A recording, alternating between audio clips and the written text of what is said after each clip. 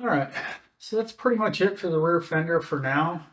It still needs a lot of work. I still gotta, blend all this stuff in. I did my rib down the center, and then I did a tail piece on the end here, and all that's still got to be blended in. Still got to work on my side panels and my side skirts, um, and then I still got to mount it and do all that stuff. But for the most part, for this video, the fender's pretty well done.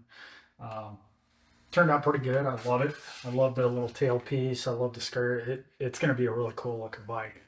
Um, so next up, we will probably be working on the seat pan, and then we will work on the oil bag from there. Probably do maybe both of those in the same video, just because it's they should be fairly quick. This was pretty extensive. This took quite a while, and like I said, it's still probably got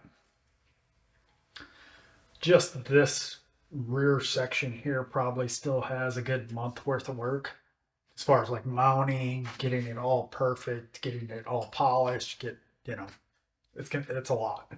Um, Getting it to this point wasn't too bad. It's like probably a week and a half, probably a week. Um, but yeah, the finished part is the longest part. I do have a cool idea for the um, my rear tail light. I actually have a Tombstone tail light, a Harley Davidson Tombstone tail light that actually looks really good there. So I'll probably put that in. A few other little things, but for the most part, I'm just trying to get most of the panels kind of started. A good 70%, maybe 50% on each one of the panels, and then I can go through and just refine them as I go, basically.